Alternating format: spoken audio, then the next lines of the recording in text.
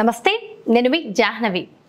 ఒకప్పుడు మనిషి ఆయుష్ ఎంత అంటే 100 ఏళ్ళు అనేవారు. ఇప్పుడు 60 ఏళ్ళు 70 ఏళ్ళు అది కూడా బ్రతకడం కష్టమే అన్నట్టుగా అయిపోయింది. కానీ 60-70 ఏళ్ళు కాదు, మనిషి వయసు 120 ఏళ్ళు. ఇది 120 ఏళ్ళు ఆరోగ్యంగా బ్రతకొచ్చు అని ఎక్కడో లండన్లో వేరే ఇతర కంట్రీల్లో మనం చూసి వాళ్ళు అన్ని ఇయర్స్ బ్రతికారు, ఇన్ని ఇయర్స్ బ్రతికారు అని చెప్పుకుంటున్నాం కదా.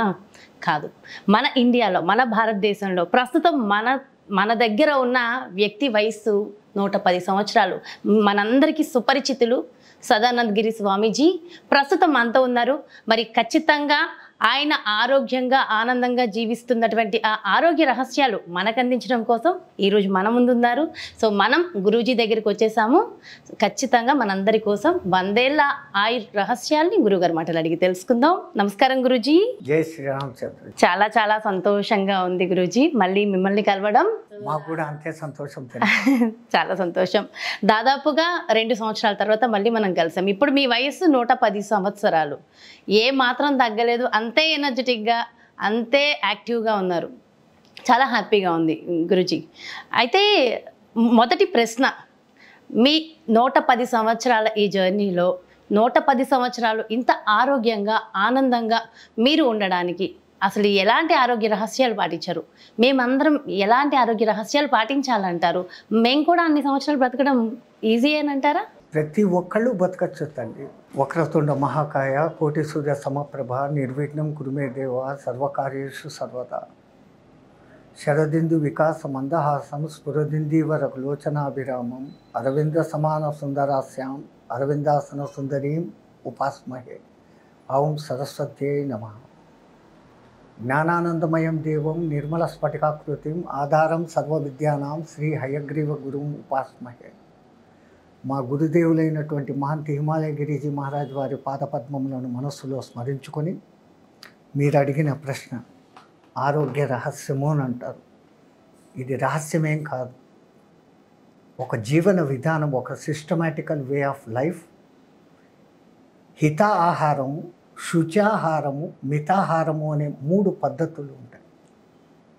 ఎట్లయితే రాముడు మితభాషి, తొలిభాషి, అల్పభాషి అని అంటారు, అట్లా మనిషికి తనకు ఏది తింటే హితము, ఏది తింటే హితం కాదన్న సంగతి తెలుసు.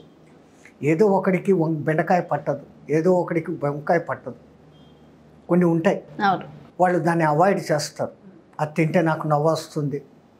ఈ నవ్వు వస్తుంది అని ఒక్కసారి వాడి మనసులో దూరిపోయింది అంటే వంకాయ తింటే కూడా వానికి వెంటనే నవ్వు వచ్చి తీరుతుంది, నవ్వ లేకున్నా.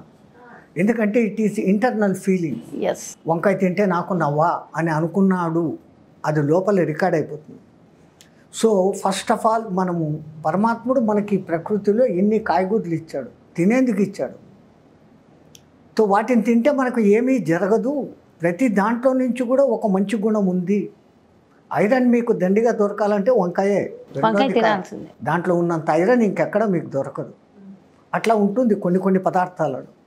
సో దాన్ని తినచ్చు, దీన్ని తినకూడదని వీడ అనుకొని కొన్నిటిని అవాయిడ్ చేసేస్తున్నాడు, తినడం లేదు. ఇంకా రెండవది, ఇప్పుడు నాకు ఇది పట్టదు అని తెలిసిన తర్వాత దాన్ని అవాయిడ్ చేయడమే మేలు. అది తర్వాత మళ్ళీ ప్రాబ్లమ్ని క్రియేట్ చేసుకునేకి కడుపులో గడబిడ వస్తుంది. ఎవడికో బెండకాయలు తింటే కడుపులో గడబిడ. తెలిసిన తర్వాత కూడా ఎక్కడో ఏదో ఫంక్షన్ జరుగుతుంటే వాడేదో ఆ బెండకాయ కూరను స్పెషల్గా వండి పెట్టాడు, కాస్త జీడిపప్పు అది ఇది వేసి. ఈ కండ్లు దాన్ని చూసి తినమంటుంది, నాలుక రుచి పట్టేసి తినమంటుంది, ఊరికే వీడి దాకా లాగిచ్చేస్తాడు. ఆ తర్వాత బాధపడేది వీడే కదా. అంతే కదా. సో మనకు హితము కానీ ఇది ఏదో దాన్ని అవాయిడ్ చేయడం. శుచి, కోసేటప్పుడు కూడా భగవన్నామ స్మరణతో ఏది ఎంత ముక్కలు కొయ్యాలా, ఎంతవరకు ఉడకపెట్టాలా.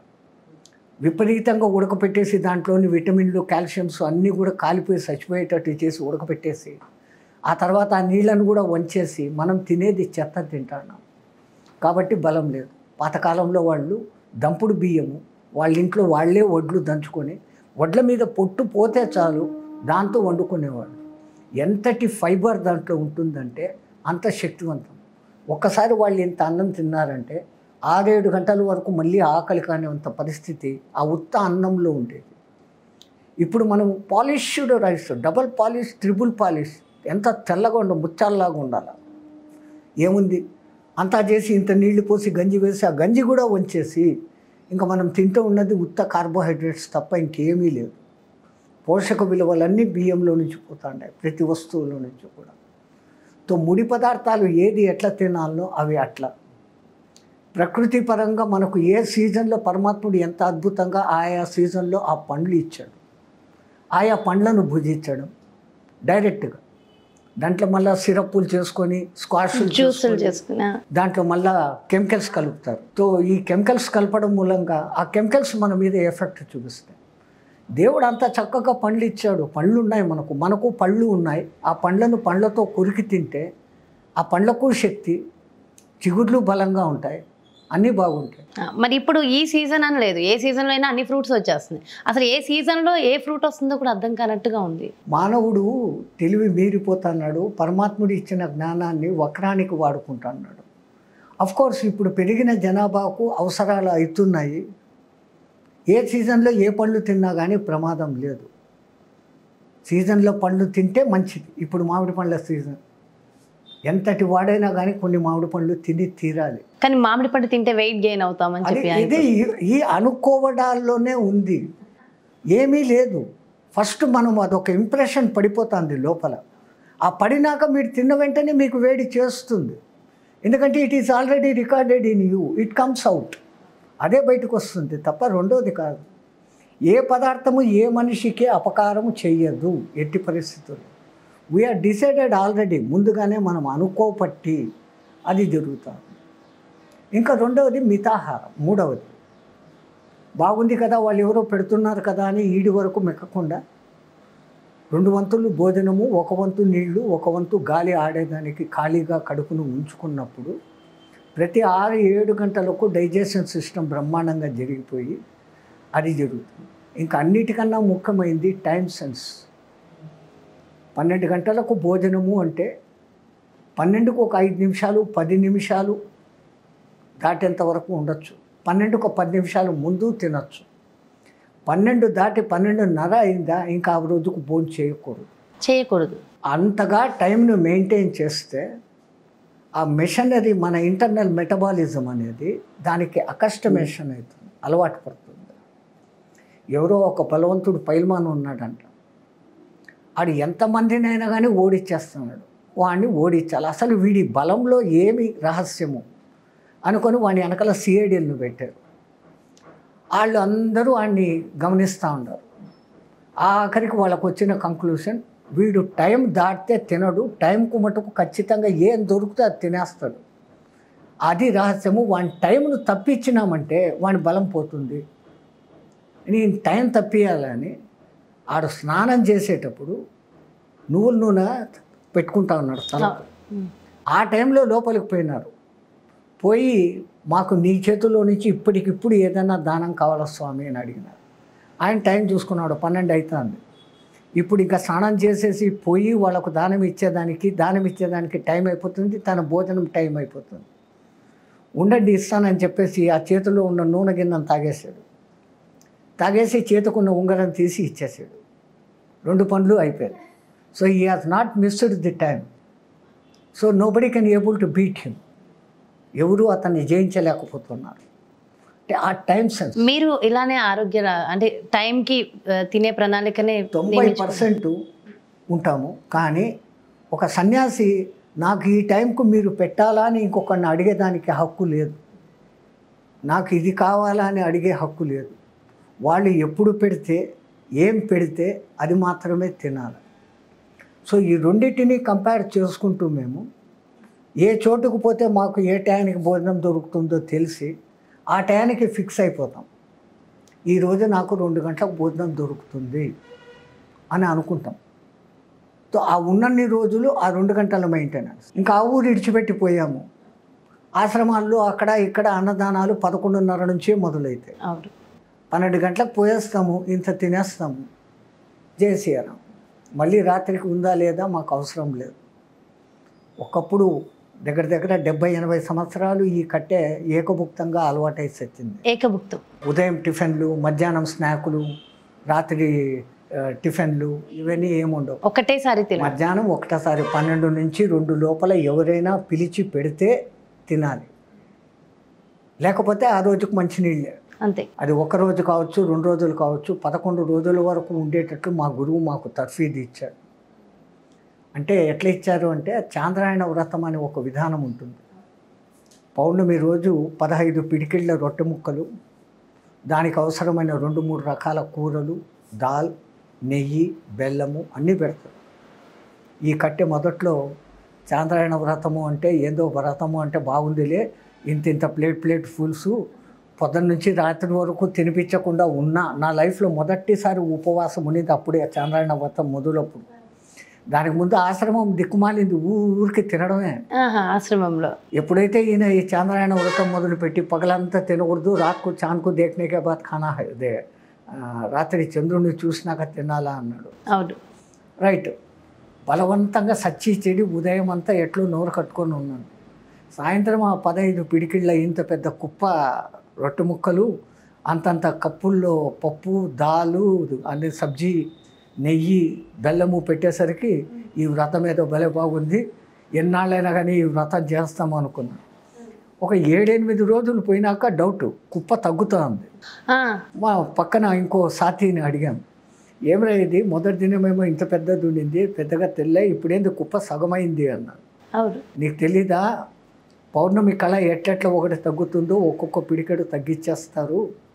అమావాస్య ముందు దినం ఒక పిడికెడు, అమావాస్య రోజు ఏమి ఉండదు, మళ్ళీ ఆ తర్వాత ఒక్కొక్క పిడికెడు పెంచుకుంటూ పౌర్ణమికి తీసుకొని వస్తారు అని అన్నారు. 1 నెల భరాయించా, చేతకాలే. మా గురువుని అడిగా. అప్పుడు మీ వయసు ఎంత ఉంటుంది గురుజీ? 24, 27, 26, 25 ఆ ప్రాంతాల్లో ఉండదు. మంచి ఎనర్జెటిక్. అప్పుడు మా గురువుని అడిగేశాను, ఇట్లా కొంచెం కొంచెం చంపేపట్లు ఒకటేసారి చంపేయకూడదా, ఏంది తిండి ఇట్లా పెడతావు, పెట్టకుండా మానేస్తావు, ఎట్లా నేను తట్టుకునేది అంటే, అరే ఈ జానడు పొట్ట కోసమే మనిషి ఇన్ని చేస్తాడు, అబద్ధాలు ఆడతాడు, మోసాలు చేస్తాడు, ఆఖరికి హత్యలు కూడా చేస్తాడు. అంటే ఈ జానడు పొట్టను పోషించుకునేకి, వాని మీద డిపెండ్ అయిన పొట్టలు పోషించుకునేకి, నువ్వు దాని మీద కాబు పొందావు అంటే నువ్వు దేనికి లొంగాల్సిన పనిలే, ఎవరి దగ్గర లొంగాల్సిన పనిలే, ఎవరి దగ్గర చేయి చాపాల్సిన పనిలే. నిన్ను అట్లా తయారు చేయాలని మా గురువు మమ్మల్ని ఎట్లా చేశాడో నేను నిన్ను అట్లా చేస్తున్నాను, నిన్ను చంపడానికి కోసం కాదురా, అర్థం చేసుకో అన్నాడు. ఆ మహానుభావుడు మమ్మల్ని అట్లంతా చేసి ఈ స్థాయికి తీసుకుని రాబట్టి ఈరోజు ఈ కట్టె ఇట్లా ఉంది. అది ఈరోజు మీ నుంచి మేము అసలు మీరు 110 అంటేనే ఆశ్చర్యపోతూ ఉన్నారు. మా వైపు 150, 170 ఉన్నవాళ్ళు ఎంతోమంది, ఇంకా ఇప్పటికీ 300-400 ఏళ్ళ యాక్టివ్గా అలానే ఉంటారా గురుజీ? అంత ఎనర్జెటిక్గా ఉంటారు. కానీ వాళ్ళ వయసు వాళ్ళకే గుర్తుండదు, ఎప్పుడు పుట్టామన్న సంగతి తెలియదు, వాళ్ళకి ఆ రికార్డింగ్ ఏమి ఉండదు, వాళ్ళు అలాగే ఉంటారు. అసలు గురూజీ ఎలా నడుస్తారంటే మనం ఎందుకు పనికిరాం, అంత యాక్టివ్గా అలా మీరు ఇలానే 200 సంవత్సరాలు ఆరోగ్యంగా బ్రతికి ఇంకా మాకు కాదు మన నెక్స్ట్ జనరేషన్కి కూడా ఇలానే మీరు మంచి మంచి రెమెడీస్ ఇవ్వాలి గురువు గారు. బ్రతుకు అనేది మన చేతిలో ఉండేది తల్లి కాదు, మనం పెట్టుకోవచ్చు కొంతవరకు, కానీ వాడు ఒకడు ఫిక్స్ చేసి ఉంటాడు, ఆ ఫిక్స్ను మనం ఏం కాదనలేము. కానీ అందుకే మేము అనేది, మా గురువులు అంటుంటారు, బతకాలనే ఆశ ఉండకూడదు, చచ్చిపోతామనే భయము ఉండకూడదు. అది ఈ 2 ఉన్నప్పుడు ఇంకా మనిషికి ఏ చింత లేదు. అవును, ఎందుకంటే ఇప్పుడు నెక్స్ట్ జనరేషన్కి కూడా ఇప్పుడే చాలా మిస్ అయిపోయాం, చాలా పోయినాయి.